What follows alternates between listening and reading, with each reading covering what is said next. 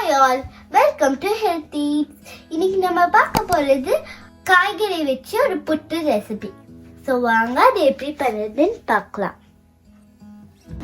இன்னைக்கு நம்ம பார்க்க போறது ஒரு வாழைக்காய் ரெசிபி, வாழைக்காய் புட்டு. ஸோ அதுக்கு நான் இந்த மாதிரி ஒரு ஃபுல் வாழைக்காய் எடுத்திருக்கேன்.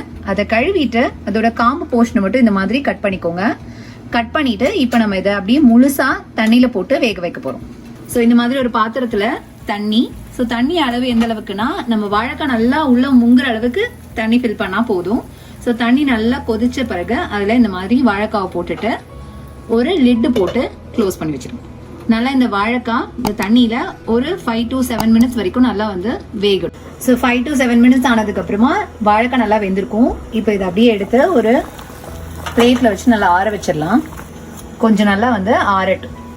கொஞ்சம் ஆறுனதுக்கு அப்புறமா நம்ம மேல இருக்க இந்த ஸ்கின்னை மட்டும் உரிச்சிடலாம். கையிலே நல்லா உரிக்க வரும். ஸோ இந்த மாதிரி நல்லா தோலை உரிச்சிட்டு இப்போ நம்ம ஒரு கிரேட்டர் எடுத்து இது நல்லா கிரேட் பண்ணிக்கலாம். வாழைக்காய் டயபெட்டிக்ஸ் இருக்கவங்களுக்கு ரொம்ப நல்லது. ஏன்னா வாழைக்காய் நம்ம சாப்பிட்டோம்னா உடம்புல இன்சுலின் ஹார்மோனை அதிகமாக சுரக்க வைக்கும். ஸோ அதனால பிளட்ல சுகர் லெவல் டெஃபினட்டா கண்ட்ரோல் ஆகும். அதே மாதிரி வாழைக்காய் அதிகமான ஃபைபர் கண்டென்ட் இருக்கு. ஸோ வெயிட் லாஸ்க்கும் இது ஹெல்ப் பண்ணும். அந்த மாதிரி கான்ஸ்டிபேஷன் வராமலும் தடுக்கும். அதிகமான ஸ்ட்ரென்த் கொடுக்கறது வாழைக்காய், வாழைப்பழம் இது எல்லாமே நமக்கு உடம்புக்கு ஸ்ட்ரென்த் கொடுக்குற மாதிரி ஐட்டம்ஸ். ஸோ இதெல்லாமே நம்ம ரெகுலரா ஃபுட்ல சேர்த்துக்கிட்டோம் அப்படின்னா இந்த எல்லா பெனிஃபிட்ஸுமே நமக்கு கிடைக்கும். வாழைக்கால அதிகமான பொட்டாசியம் கண்டென்ட் இருக்கு. ஸோ அதே மாதிரி ஃபேட்டை பர்ன் பண்றதுக்கும் வாழைக்காய் ரொம்ப ஹெல்ப்ஃபுல்லா இருக்கும். எப்பவுமே வாழைக்காய் ஃப்ரையே சாப்பிட்றதுக்கு இந்த மாதிரி ஒரு வாட்டி ட்ரை பண்ணி பாருங்க. இதோட டேஸ்ட் உங்களுக்கு ரொம்ப பிடிக்கும். ஸோ இந்த மாதிரி வாழைக்காவை நல்லா கிரேட் பண்ண பிறகு இப்போ நம்ம புட்டு பண்ண ஆரம்பிக்கலாம். ஸோ அதுக்கு இந்த மாதிரி ஒரு கடாயை அடுப்பில் போட்டுட்டு கொஞ்சமா எண்ணெய், 1 டீஸ்பூன் எண்ணெய் கொஞ்சம் சூடாகட்டும். எண்ணெய் காஞ்சதும் ஒரு 1/2 டீஸ்பூன் கடுகு, 1 டீஸ்பூன் உளுத்த பருப்பு. கடுகு நல்லா வெடிச்சதுக்கு அப்புறமா இதுல ஒரு பச்சை மிளகாய் காரத்துக்கு, அதே மாதிரி ஒரு சின்ன சைஸ் வெங்காயம். ஸோ அதையும் இந்த மாதிரி பொடி பொடியா கட் பண்ணி வச்சுருக்கேன்.